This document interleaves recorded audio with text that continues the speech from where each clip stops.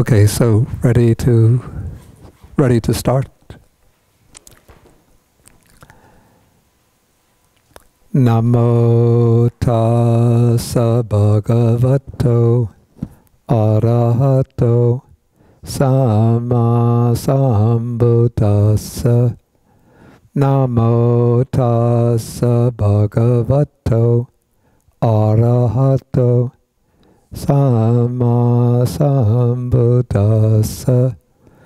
Namo tassa bhagavato arahato sama sambuddhassa.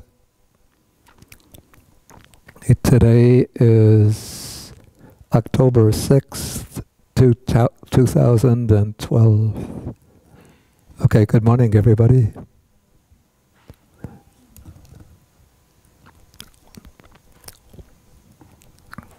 Okay, so we're continuing now with the examination of the Angulimala Sutta.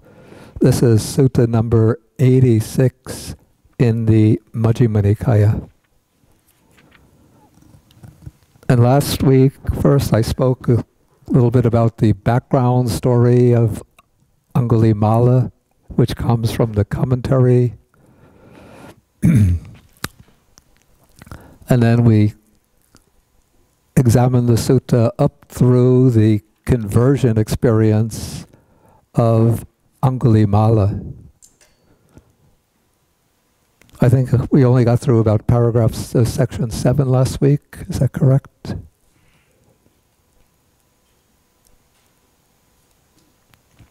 Okay, so now we're continuing from section 8 in the sutta. So at this point, the Buddha has gone out to meet Angulimala in the forest, and by means of a feat of supernormal power, he has first bewildered Angulimala and then transformed him. So that Angulimala, after hearing the Buddha's teaching on non-harming other living beings, he's thrown away all of his weapons and he's vowed to give up killing and harming living beings. And then he bows down to the Buddha's, at the Buddha's feet, and then he requests the Buddha to give him ordination as a monk. And then the Buddha addresses him with the words, "Come, Bhikkhu," which means that with those words, Angulimala becomes a monk. And so then the Buddha returns from the great forest, or the Jalani forest. He comes back to Savatthi, to Jeta's grove, with Angulimala accompanying him. And so then they are living together at Jeta's grove. Okay, now we come to paragraph 8. And now a great crowd of people, or great crowds of people have been gathering at the gates of King Pasenadi's palace. And they're crying out, "Oh, your Majesty, you have this terrible serial killer, Angulimala, in your realm, who's going around murderous, bloody-handed, merciless to living beings, and he's obliterating whole villages, towns, and districts of their people. He kills the people, and he cuts off their fingers, and he strings the finger bones together as a garland and wears it around his neck." So that's why he's called Angulimala. As I explained last week, it means one who wears a garland of fingers. And so the people petition the king and say, "Your Majesty, you have to put him down. You have to capture him and kill him or imprison him." Okay, so then one day, King Pasenadi sets out from Savatthi with 500 cavalry. 500 is always used to indicate a large number. And for some reason they come first to Jeta's grove to see the Buddha. maybe he wants to get the blessings of the Buddha before going to attack Angulimala. Okay, and so he comes up to the boundary of the park, then he walks the rest of the way, probably accompanied by several of his cavalrymen. He comes up to the Buddha, and he pays homage to the Buddha, and the Buddha sees him with this great army sort of waiting outside the bounds of the monastery, and probably with, you know, a battalion, a group of soldiers accompanying him. So the Buddha asked the king, you know, what is going on here, O king?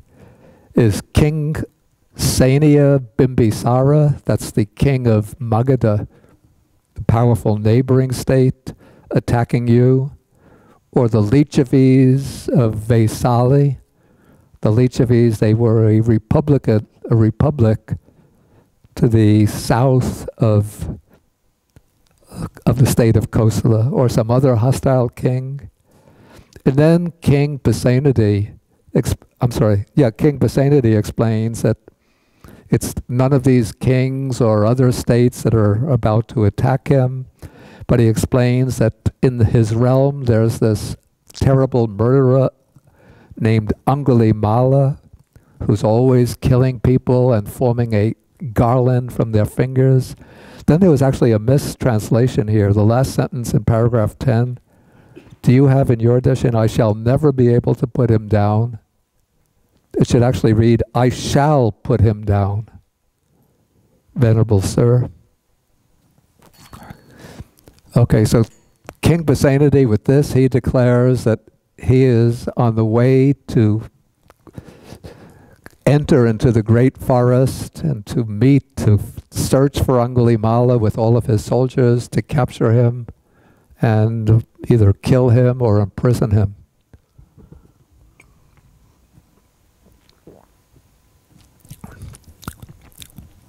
But now the Buddha is going to surprise King Pasenadi.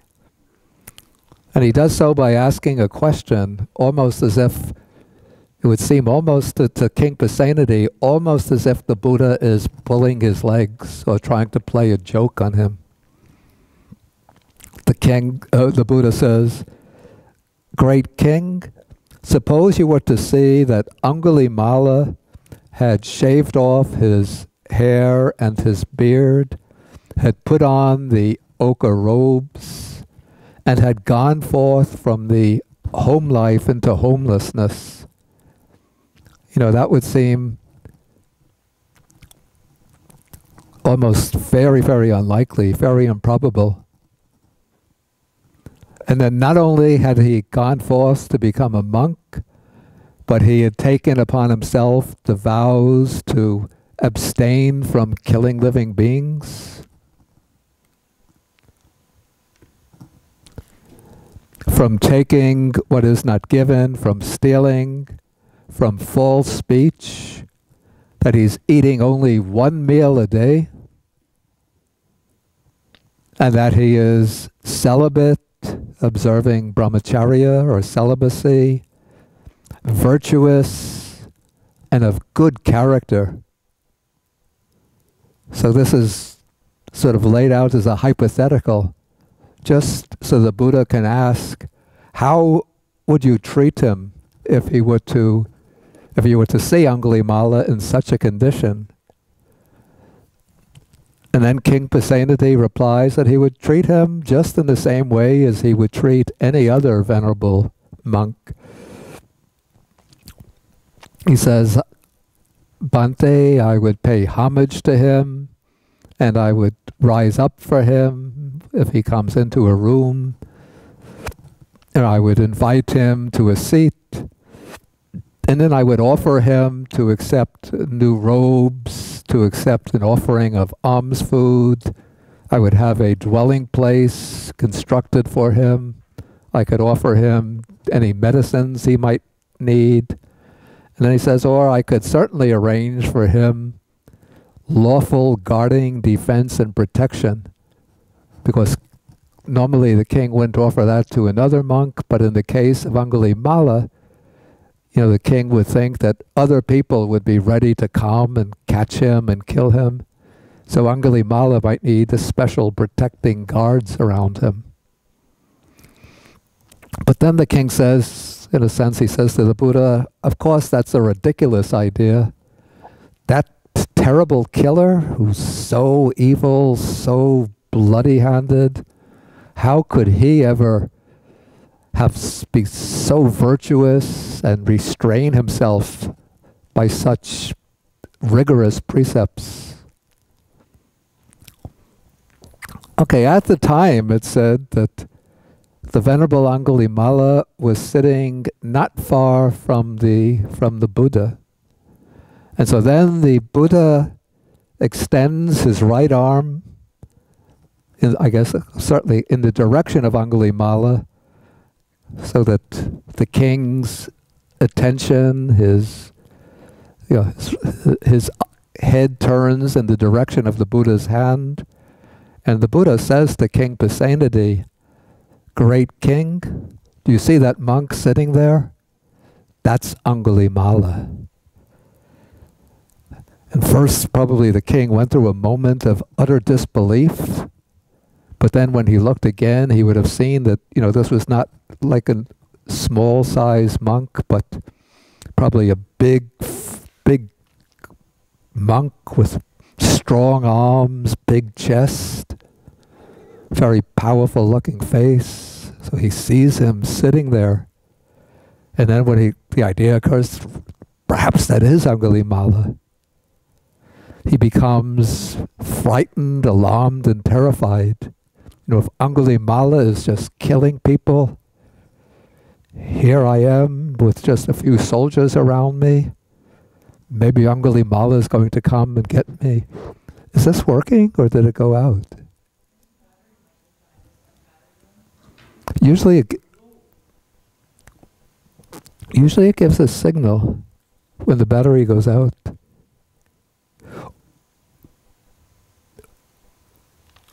Oh, maybe that is a low.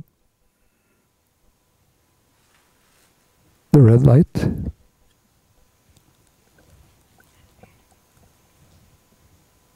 Oh yeah, usually it's green when it's normal, I think.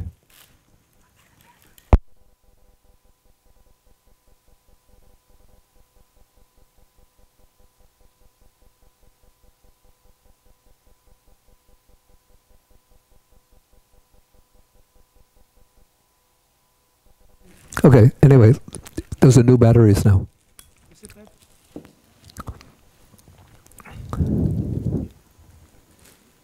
Testing.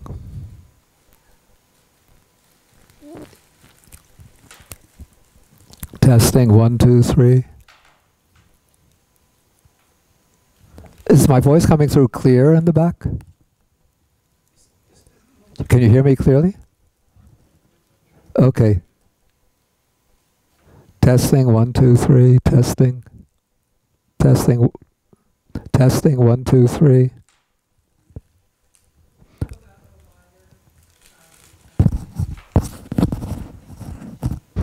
Test, oops. Yeah, it's working. Perhaps it was something back here. Okay, bring it down. Okay. Okay, so the king is, frightened, terrified. And so then the Buddha reassures him. Probably the Buddha puts up his hand like this and says, "Do not be afraid, great king, do not be afraid.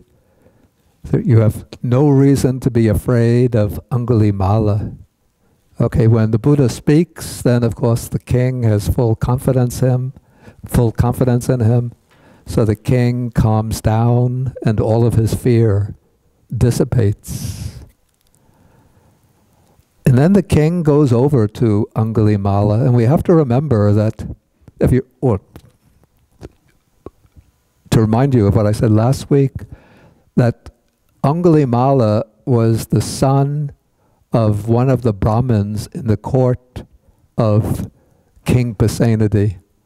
So King Pasenadi would have known Angulimala's father very well. And of course, he would have seen Angulimala when he was a boy and a young man, before Angulimala went off to, apparently, to study in Takshila. And also Angulimala, as I mentioned, was not his real name, but Angulimala was just a sobriquet, a nickname given to him because he wore the fingers, the garland of fingers around his neck. So the king comes up to Angulimala now, and he says, "Venerable Sir, is the noble lord," that's a kind of polite way of addressing a monk, "is the noble lord really Angulimala?" And Angulimala says, "Yes." And now the king wants to test him to make, maybe the king is still not completely ready to believe that this is Angulimala. So the king is going to test this monk in front of him by asking about his family name. So he says, "Venerable Sir, of what family is your father? And of what family is your mother?" Because King Pasenadi knows the father and mother. So Angulimala says, "My father is a Gaga." A Gaga must be the family, a particular Brahmin family name. "And my mother is from the Mantani line." So then the king says, he addresses him now by his proper name. So he says, "Let the noble lord Gaga Mantani Puta," that's the one whose father's name is Gaga and who is the son of the woman Mantani, "rest content. I shall provide robes, alms food, a dwelling place, and medicines to the Venerable Gaga Mantani Puta." Okay, so the king wants to show his respect and reverence to this venerable one who's Angulimala by making the offering to him of what are called the 4 requisites. But it's said that at the time, the venerable Angulimala was a forest dweller, an alms food eater, I'll explain what each of these terms mean, a refuse rag wearer, and he restricted himself to 3 robes. Okay, now these, what's stated here, are certain ascetic practices that many of the monks in the Buddha's time, even at present, undertake. By being a forest dweller, it means that Angulimala doesn't dwell regularly within the boundaries of a town or a city, but he lives in a remote lodging someplace in the forest. Last week, and I think it was in the discussion period, Richard pointed out that there seems to be a little bit of a little textual problem here, in that we get the impression that this whole incident is taking place almost very soon after Angulimala returned with the Buddha to Jeta's grove. So if that is the case, that he didn't have any time to go off to become a forest dweller. He comes back with the Buddha, and they're living together in Jeta's grove. And Jeta's grove is just outside the city of Savatthi. So when did Angulimala get to be a forest dweller? Except when he was the murderer, then he was living in the forest. But it wouldn't make sense for him to be described as a forest dweller at that time.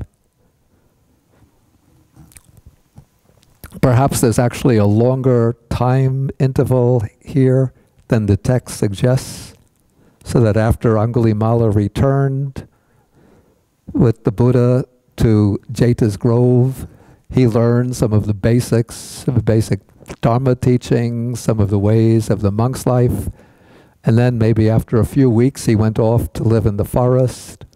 Then after a few months in the forest, he came back to Jeta's grove, and just at that time, King Pasenadi was going out to catch him. But maybe there's just also maybe that's too neat an explanation. And maybe the real explanation is that the text is trying to build up the ascetic qualities of Angulimala to highlight the contrast between his earlier way of life as a vicious, brutal murderer and his present way of life, not simply as a monk, but as a monk who's observing very strict ascetic practices.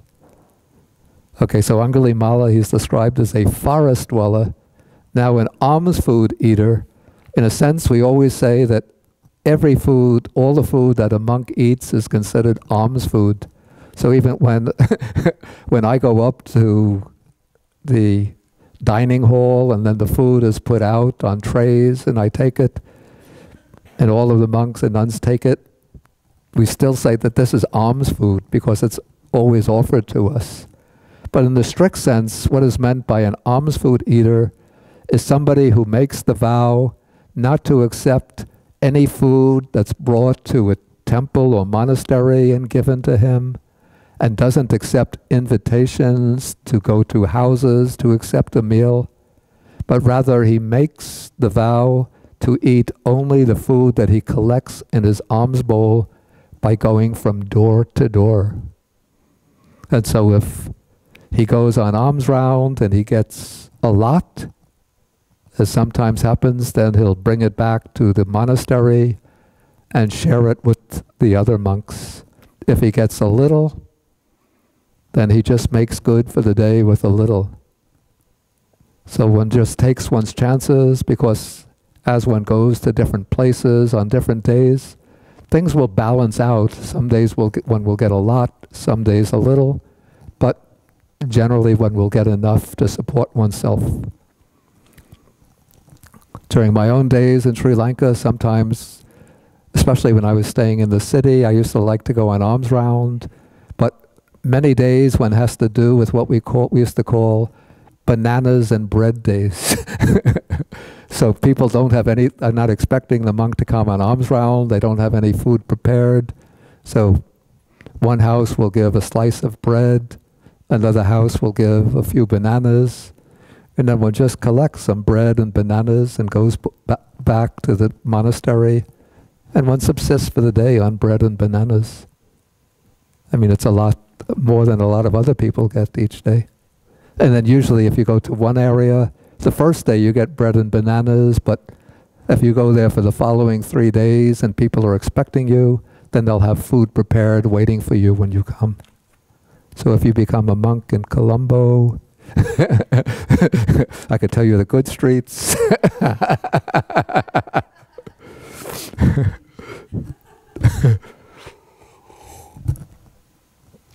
I had a friend in Sri Lanka at that time.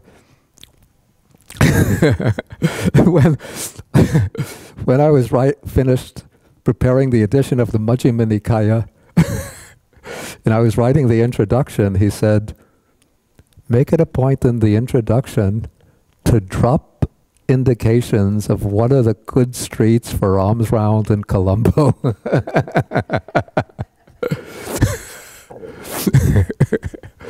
I said, I'll try to get that in, but I don't know how I'm going to do it.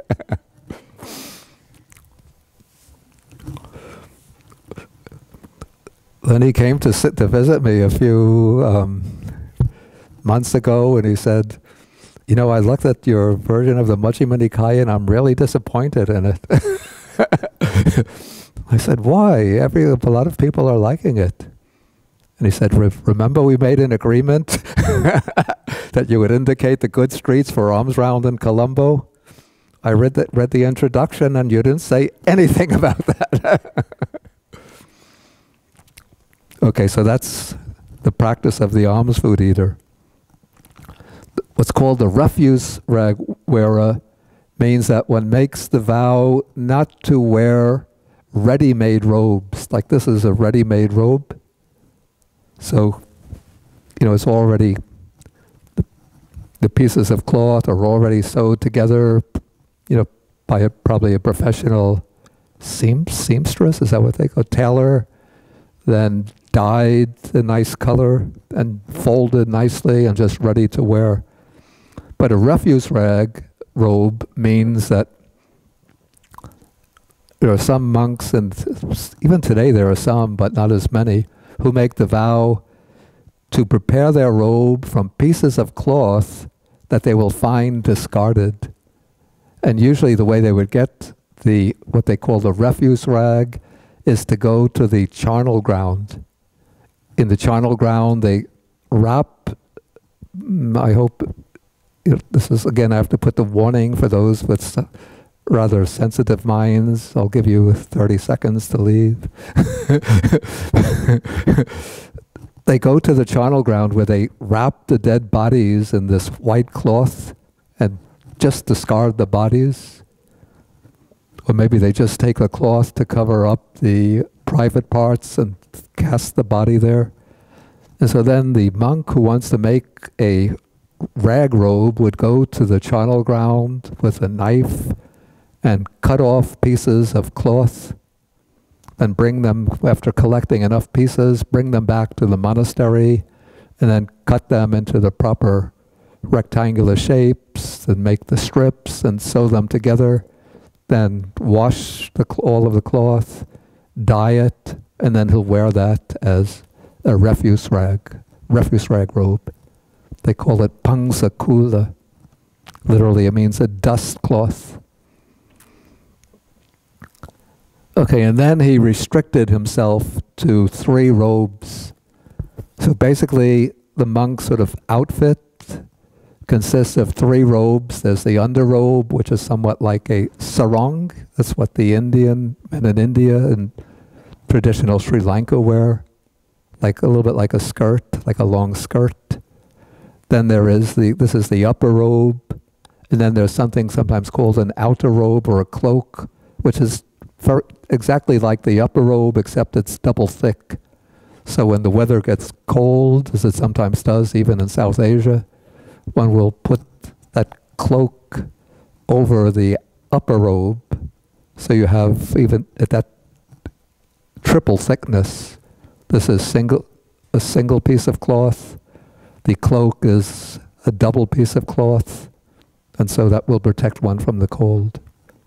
But sometimes monks, because they have to wash robes, and so they'll also have extra robes apart from those 3.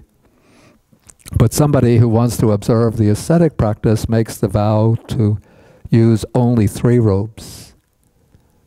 Actually, they'll have 3 robes and then usually something called the bathing cloth, because you have to wash the underrobe, and so if you're washing the underrobe, you have to wear something around the lower part of one's body. So then one uses the bathing cloth when washing the lower robe. If one is washing the upper robe, then one uses the outer robe or the cloak in its place till it gets dry. Okay, so coming back now, King Pasenadi has offered to provide all of these requisites to Angulimala, and Angulimala politely refuses and says, "Enough, great king, my 3 robes are complete," which means that he's refusing these offerings. You remember in an earlier sutta, in the Gatikara Sutta about the potter, King Kiki had sent all of this foodstuffs, cartloads of red rice and other foodstuffs to the potter Gatikara, and then the potter Gatikara had politely refused it and said, "The king is very busy and has much to do. I have enough. Let this be. Let this go back to the king himself." So this is showing the quality of fewness of wishes on the part of a layperson. And now this is showing the quality of fewness of wishes on the part of the monk. He says, "Enough, great king. I already have everything I need. The 3 robes are complete. I'm getting my food on alms round. And I'm living in the forest, so I don't need a dwelling built for me." Okay, so now when King Pasenadi hears that, then he comes back to the Buddha, and then he says to the Buddha, It's wonderful, or it's amazing, Bhante. It's astounding, Bhante, how the Blessed One tames the untamed, brings peace to the unpeaceful, or makes the unpeaceful, the violent, become peaceful, and leads to Nibbana those who have not attained Nibbana. Actually, this is a kind of rather awkward translation from the Pali, which would say something like he extinguishes, or that's not so good. Maybe tranquilizes those who are untranquil, since that's the sort of root meaning of Nibbana. Then the king says, Bhante, I myself couldn't tame him with force and weapons, yet the Blessed One, the Buddha, has tamed him without using force or weapons. And then the standard way of sort of taking leave is to say, now, Venerable Sir, I have to depart. I'm busy and I have a lot of things to take care of. Okay, and then the Buddha permits the king to go, and then the king departs and goes back to the palace without making any attempt to capture Angulimala. Anybody have any questions or comments on this much?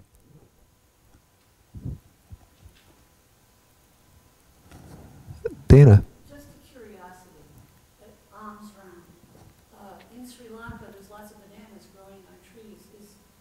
Are you allowed to just pick? No. One has to always receive things that are offered to one. Even in the monastery, usually people will come to the will come bringing food to the monastery. And sometimes if food is left in the monastery, there will be like an attendant in the monastery who will take everything and then offer it to the monks. So one is not allowed to collect one's own food by picking it off trees or growing it, picking it out from the soil.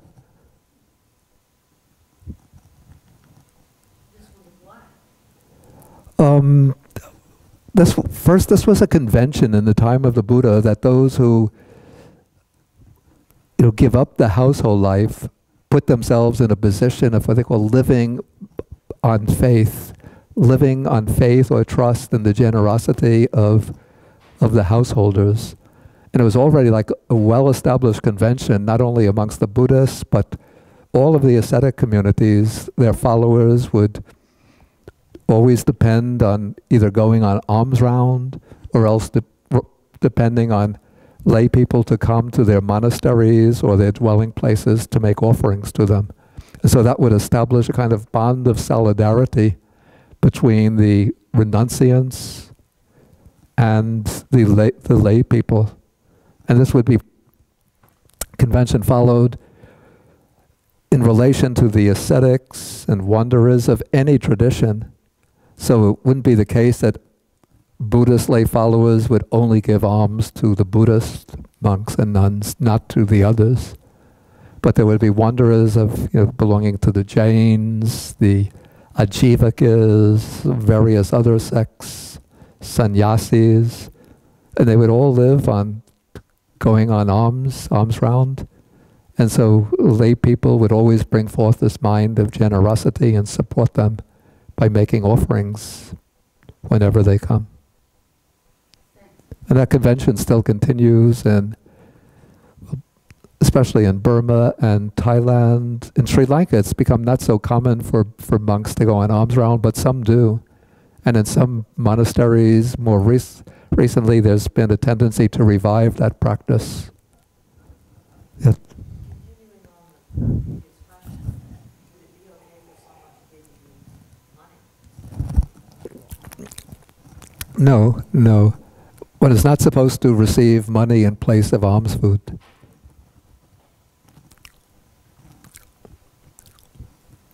And so it's known that, when monks are on alms round, that sometimes people will give money, and if the monk has like an attendant with him, a lay attendant, they'll give a little packet with the red envelope, or usually they don't give they won't even give the bill, directly from hand to hand, but usually it's put in an envelope, give it to the lay attendant and say, if the Venerable needs anything extra, you can buy for him.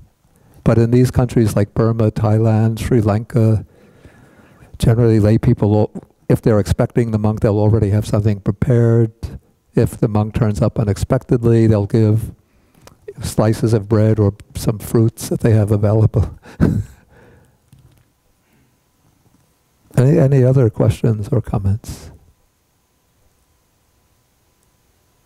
Okay, so let's go on now.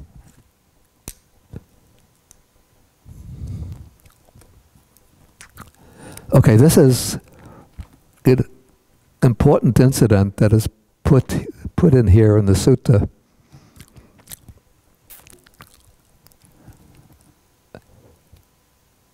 Okay, so it's taking like one incident in the later life of Angulimala after he's been a monk for some time.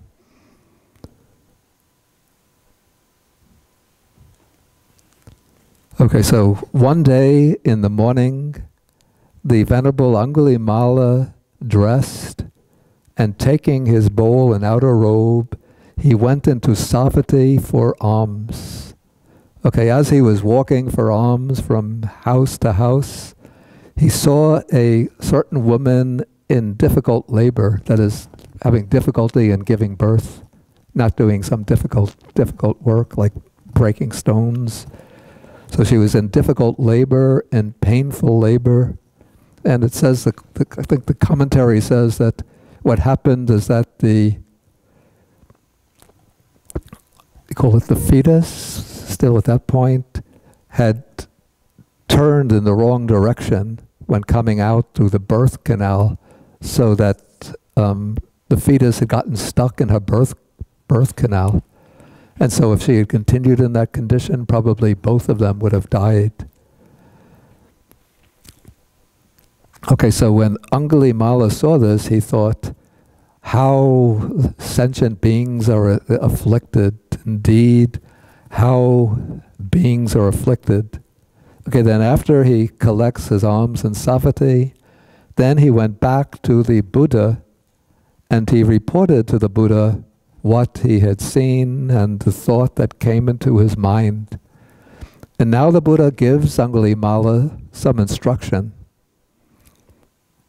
He says, in that case, Angulimala, go back into Savatthi and say to that woman, Sister, since I was born, I do not recall that I have ever intentionally deprived a living being of life.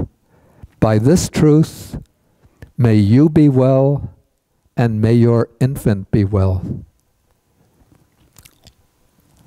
Now, when Angulimala heard that, he must have been surprised, assuming this is a historical incident, because Angulimala, I mean, his reputation was that of a vicious serial killer who had killed many, many people, according to the commentarial tradition, 999 people.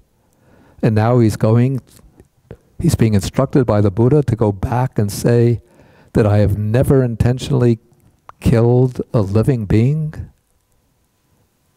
So Angulimala, this doubt grows up in his mind so that he has to even raise an objection to the Buddha, and he says, Bhante, in that case, wouldn't I be telling a deliberate lie? For I have intentionally deprived many living beings of life. So then the Buddha says to Angulimala, in that case, go into Savatthi and say to that woman, Sister, since I was born with a noble birth, Aryaya Jataya Jato, since I was born with a noble birth, I don't recall that I have ever intentionally deprived a living being of life. By this truth, may you be well, and may your infant be well. Okay, so Angulimala, now he can accept the Buddha's instruction, and so he goes back into Savatthi and he repeats in the presence of that woman, he says to her, "Sister, since I was born with the noble birth, I do not recall that I have ever intentionally deprived a living being of life. By this truth, may you be well, and may your infant be well." And then when Angulimala said that, then the delivery, or the woman's delivery changed. Apparently the infant sort of swerved around into the proper direction, came out smoothly without any affliction to the infant or to the mother. And so the woman and the infant became well. Now this is a practice that goes back to ancient Indian tradition, probably even before the time of the Buddha. There's a technical term for it, which is called Satya Kirya.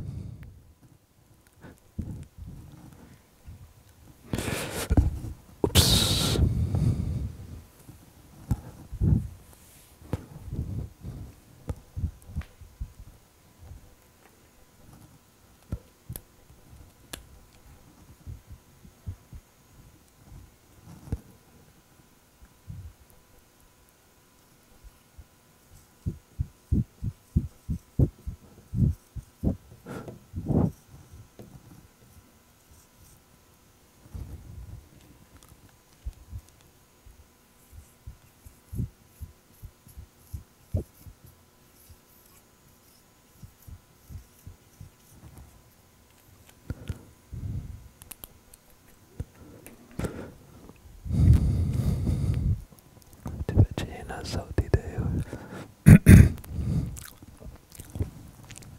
This is called Satya in Pali, Satya Kirya, which means literally a doing of truth. Or we can say, maybe translate it more freely, a declaration of truth. And it's related a bit to an expression that became well known even in English through the practice of Gandhi, Satyagraha. Satyagraha means grasping of truth or holding to truth. So I think Gandhi used that in relation to like the long fasts that he would undertake to bring down the British, or to the marches, the nonviolent marches. So one does something with the intention of it being an expression of one's truth. But the older Indian practice is that of making a declaration, which is a way of revealing one's innermost truth. And when one makes that declaration, it's supposed to set up a kind of mystical, almost magical, spiritual power, which brings about the fulfillment of a benevolent wish. For example, there's